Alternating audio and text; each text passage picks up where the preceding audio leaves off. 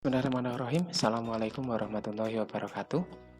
Setelah sebelumnya kita mempelajari materi tentang usaha, kita lanjutkan pada kesempatan kali ini kita akan membahas tentang energi. Kita mulai dari pengertian energi. Energi ini adalah didefinisikan sebagai kemampuan dalam melakukan usaha, sehingga energi ini masih erat kaitannya dengan materi yang kita bahas sebelumnya, yaitu usaha, di mana energi dan usaha ini adalah besaran yang memiliki satuan dan dimensi yang sama. Maka nanti untuk menentukan nilai energi, kita bisa juga menentukan dari nilai usaha. Nah, berikutnya adalah energi potensial. Jenis-jenis energi ada banyak. Nanti yang kita bahas adalah ada 3, yaitu energi potensial, energi kinetik, dan energi mekanik. Sekarang kita bahas dulu dari energi potensial. Dalam video ini kita lihat ada sebuah bendungan, yang mana bendungan ini digunakan untuk mengalirkan air, kemudian nanti digunakan untuk memutar turbin yang ada di pembangkit listrik. Maka dari video ini kita bisa lihat ada perubahan energi. Energi yang dari air, yaitu energi potensial, ini diubah menjadi energi listrik oleh mekanisme turbin.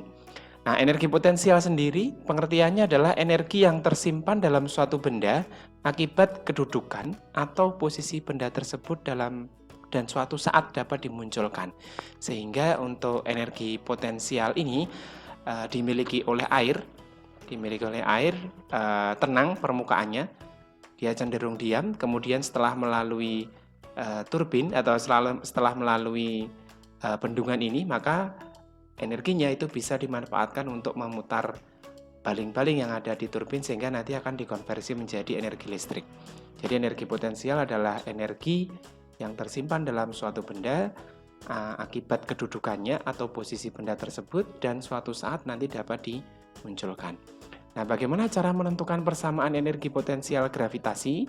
Di sini kita ambil contoh benda yang bergerak jatuh bebas. Jadi benda yang bergerak ke bawah, benda ini bergerak jatuh bebas, di mana benda semula berada pada ketinggian H dari atas tanah. Nah, kemudian dia akan bergerak ke bawah karena adanya percepatan gravitasi G yang arahnya menuju ke pusat bumi. Karena tadi energi itu adalah besaran yang sama dimensinya dan sama satuannya dengan usaha, maka untuk menentukan besarnya energi potensial, di sini kita bisa menentukan atau kita bisa mencari persamaannya dari persamaan usaha, yaitu W sama dengan F dikalikan dengan S. Kemudian W-nya nilainya sama dengan energi potensial, nah ini sama dengan F. F-nya gaya yang bekerja pada benda ini adalah gaya berat. Jadi F yang bekerja pada benda ini itu sebenarnya adalah gaya berat ke bawah, yaitu W ini gaya berat ke bawah dikalikan dengan H. S-nya di sini jarak yang ditempuh benda dari atas sampai ke tanah itu adalah H ketinggiannya. Sehingga energi potensial itu sama dengan W dikali H, atau kalau kita substitusikan persamaan W gaya berat itu sama dengan M kali G, maka IP dinyatakan dengan M dikali G dikalikan H. Nah, dengan keterangannya adalah M massa benda, satuannya dalam kilogram, lalu G ini adalah percepatan gravitasi, satuannya dalam meter per sekon kuadrat, dan H adalah ketinggian benda terhadap acuannya, yaitu terhadap tanah. Nah, saya kira ini pernah kalian terima dulu di SMP. Kemudian kita lanjutkan hubungan antara usaha dengan energi potensial gravitasi. Nah, bisa kita lihat di sini benda dengan massa M ini digantungkan pada sebuah katrol. Semula benda ini memiliki ketinggian H1. Nah, lalu benda ini bergerak ke bawah, maka benda ini akan memiliki ketinggian H2. Tinggiannya ini H1 dan ini H2. Maka di sini pada kondisi yang pertama, EP itu sama dengan M dikali G kalikan H1 Sedangkan yang di sini EP ini sama dengan M dikalikan G kalikan H2. Ini M EP1, kemudian yang ini adalah EP2. Nah, kemudian berapakah jarak yang ditempuh oleh M ini? Sekarang kita buat garis bantu dulu. Ini kita buat garis bantu dari sini ke sini. Nah, maka S ini adalah ini jarak yang ditempuh antara titik pertama, misalkan kita sebut saja ini titik 1, kemudian yang ini titik 2. Jarak yang ditempuh M ini dari titik 1 bergerak ke titik 2. Ya, bergerak dari titik 1 ke titik 2. Maka dengan demikian besarnya usaha di sini yang dilakukan oleh benda ini itu sama dengan F dikalikan S, di mana F yang bekerja pada benda ini, pada benda M ini adalah gaya berat ke bawah, yaitu W. Nah, maka ini W-nya sama dengan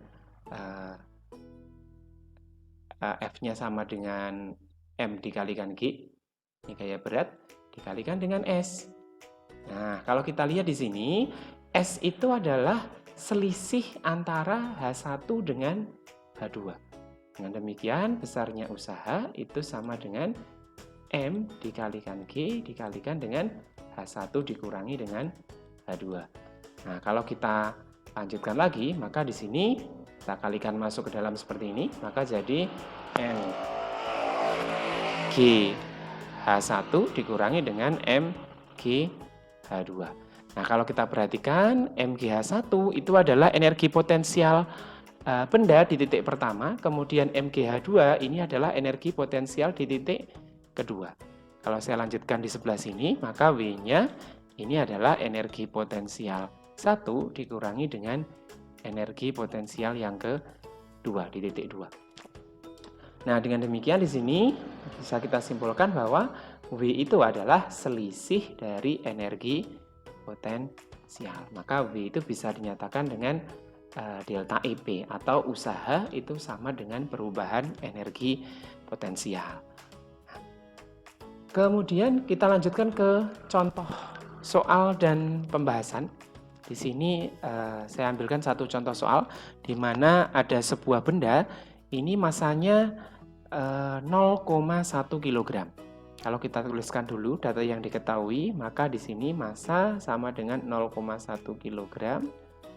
Lalu benda ini jatuh bebas vertikal dari ketinggian 2 meter ke hamparan pasir. Jadi boleh ini kita gambarkan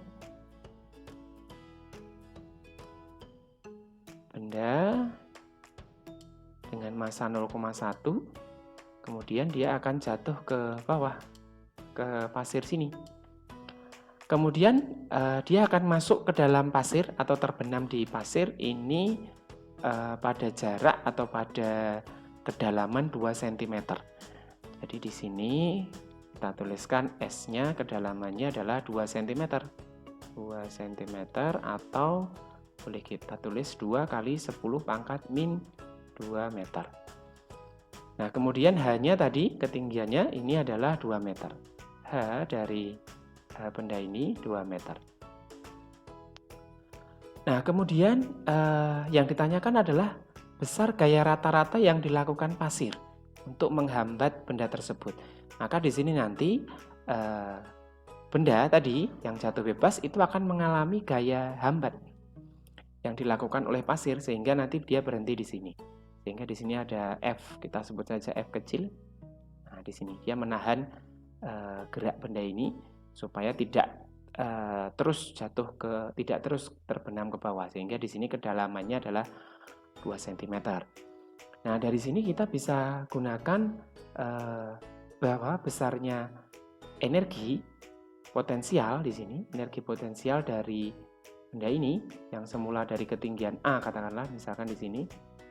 Nah, ini besarnya energi potensial nanti akan sama dengan usaha yang dilakukan oleh pasir untuk menghambat benda ini. Nah, dengan demikian bisa kita tuliskan bahwa W ini bisa kita gunakan tadi usaha sama dengan delta EP, perubahan energi potensial. Delta EP ini sama dengan delta EP. Nah, Kemudian W-nya tadi, W itu adalah F kalikan S, di mana F ini adalah gaya hambat dari pasir. Ini F dikalikan dengan S. Nah, ini sama dengan delta EP. Delta EP itu adalah perubahan energi potensial dari A menuju ke B. Sehingga bisa kita tuliskan menjadi MG HA di sini dikurangi dengan MGHB. GHB. Nah, ini. Nah, kalau kita ambil acuannya di sini tanah, di sini sebagai acuannya, maka di sini ketinggian HB-nya adalah 0. Maka F dikalikan S ini sama dengan M, masanya tadi adalah 0,1. 0,1 dikalikan G-nya adalah 10, dikalikan dengan ketinggian awalnya tadi adalah 2 meter.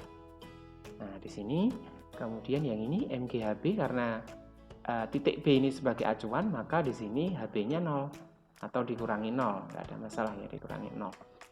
Nah, kemudian kita kalikan di sini F kalikan S. Ini F, yang ditanyakan adalah F, kemudian S-nya itu adalah 2 cm atau kita tuliskan 2 kali 10 pangkat min 2 meter, kemudian yang ini 0,1 dikalikan 10, 1, maka di sini 2. Nah, ini. Maka dengan demikian F-nya ini sama dengan 2 dibagi dengan 2 kali 10 pangkat min 2. Dengan demikian F-nya yang kita ringkas seperti ini, dinaikkan ke atas jadi plus, maka ini jadi 10 pangkat 2 atau gaya hambatnya adalah sebesar 100 Newton. Nah, dari opsi A sampai E ini, maka opsi yang paling mendekati dari soal ini adalah jawaban yang E, di mana besarnya adalah 100,1 Newton.